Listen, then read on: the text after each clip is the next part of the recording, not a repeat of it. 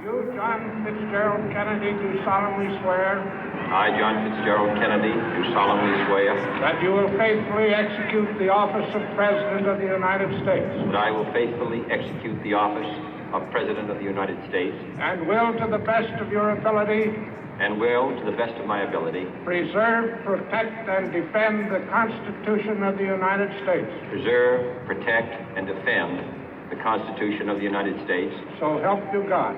So help me God.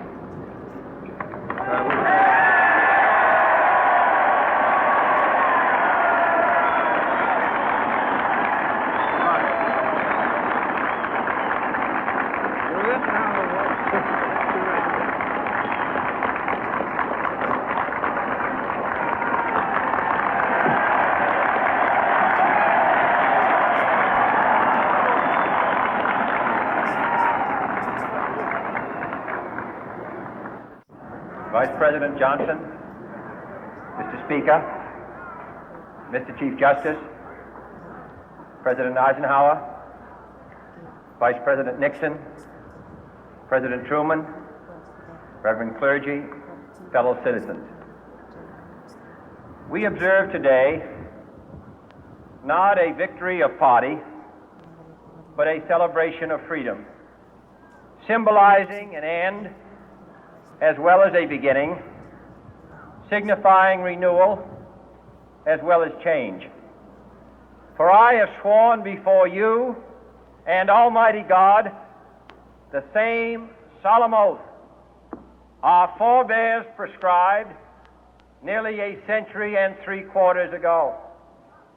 The world is very different now, for man holds in his mortal hands the power to abolish all forms of human poverty and all forms of human life. And yet the same revolutionary beliefs for which our forebears fought are still at issue around the globe. The belief that the rights of man come not from the generosity of the state, but from the hand of God. We dare not forget today that we are the heirs of that first revolution. Let the word go forth from this time and place to friend and foe alike that the torch has been passed to a new generation of Americans born in this century, tempered by war, disciplined by a hard and bitter peace, proud of our ancient heritage, and unwilling to witness or permit the slow undoing of those human rights to which this nation has always been committed and to which we are committed today at home and around the world.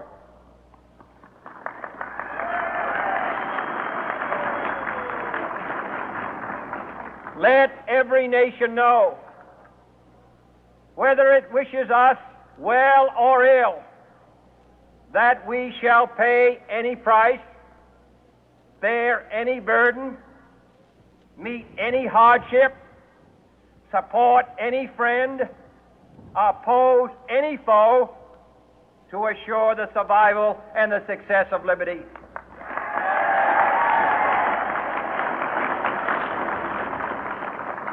This much we pledge and more.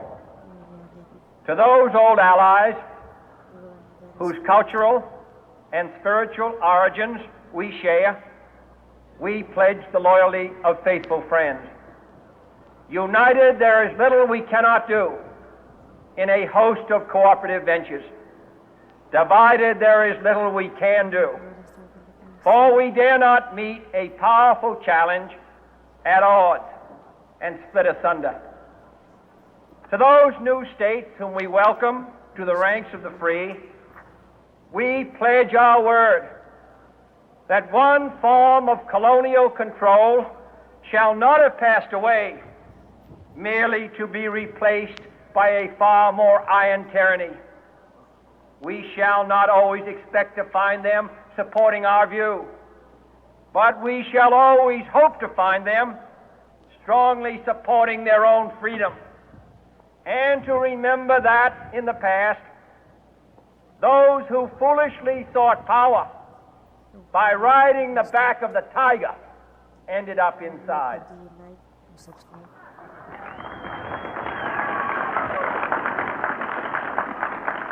To those people in the huts and villages of half the globe struggling to break the bonds of mass misery, we pledge our best efforts to help them help themselves for whatever period is required, not because the communists may be doing it, not because we seek their votes, but because it is right.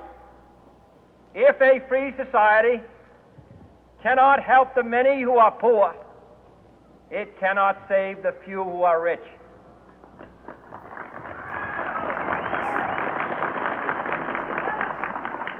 To our sister republics south of our border, we offer a special pledge to convert our good words into good deeds in a new alliance for progress, to assist free men and free governments in casting off the chains of poverty.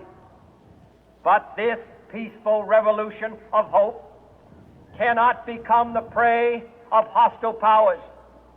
Let all our neighbors know that we shall join with them to oppose aggression or subversion anywhere in the Americas.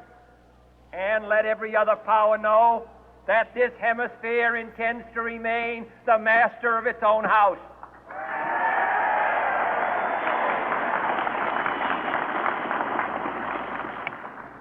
To that World Assembly of Sovereign States, the United Nations, our last best hope, in an age where the instruments of war have far outpaced the instruments of peace, we renew our pledge of support to prevent it from becoming merely a forum for invective, to strengthen its shield of the new and the weak, and to enlarge the area in which its writ may run.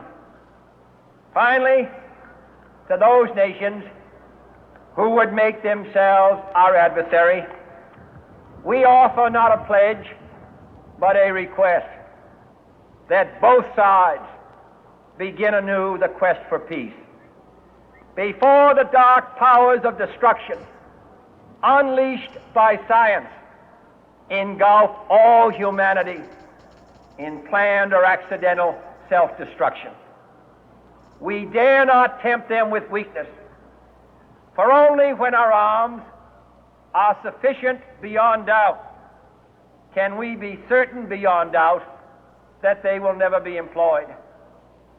But neither can two great and powerful groups of nations take comfort from our present course, both sides overburdened by the cost of modern weapons, both rightly alarmed by the steady spread of the deadly atom, yet both racing to alter that uncertain balance of terror that stays the hand of mankind's final war.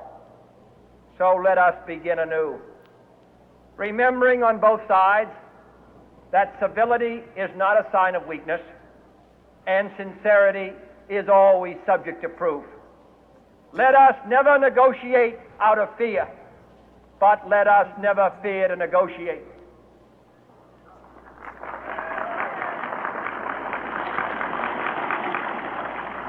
Let both sides explore what problems unite us, instead of belaboring those problems which divide us. Let both sides, for the first time, formulate serious and precise proposals for the inspection and control of arms, and bring the absolute power to destroy other nations under the absolute control of all nations.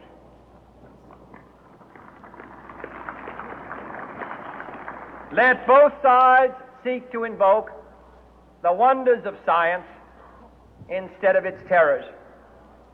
Together, let us explore the stars, conquer the deserts, eradicate disease, tap the ocean depth, and encourage the arts and commerce.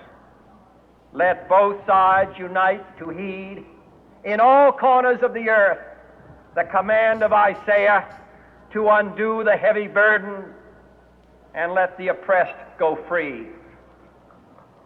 And if a beachhead of cooperation may push back the jungle of suspicion, let both sides join in creating a new endeavor, not a new balance of power, but a new world of law, where the strong are just and the weak secure and the peace preserved.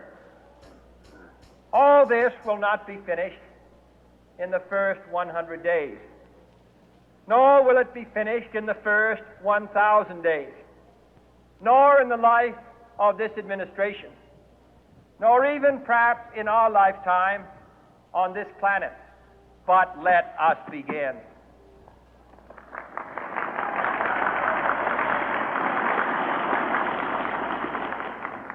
In your hands, my fellow citizens, more than mine, will rest the final success or failure of our course.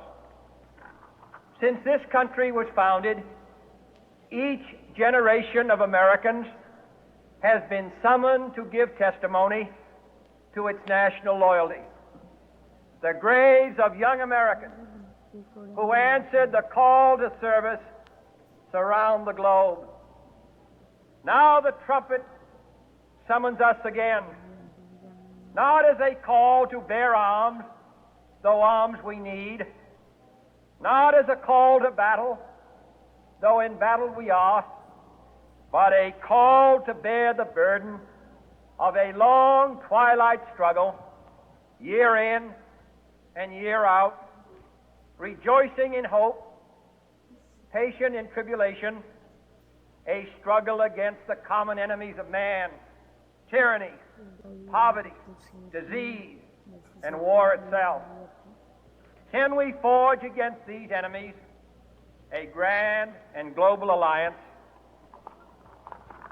north and south, east and west, that can assure a more fruitful life for all mankind? Will you join in that historic effort?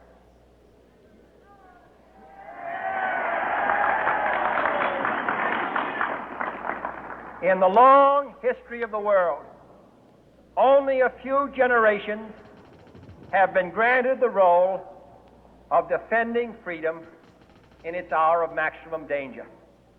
I do not shrink from this responsibility. I welcome it.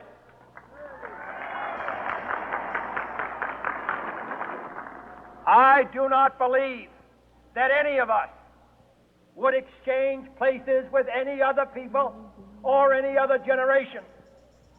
The energy, the faith, the devotion which we bring to this endeavor will light our country and all who serve it. And the glow from that fire can truly light the world. And so, my fellow Americans, ask not what your country can do for you. Ask what you can do for your country.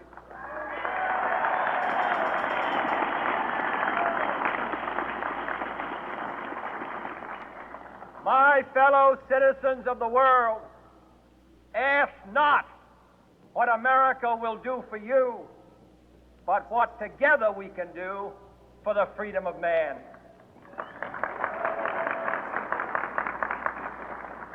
Finally, whether you are citizens of America or citizens of the world, ask of us here the same high standards of strength and sacrifice which we ask of you. With a good conscience, our only sure reward, with history the final judge of our deeds, let us go forth to lead the land we love, asking His blessing and His help, but knowing that here on earth, God's work must truly be our own.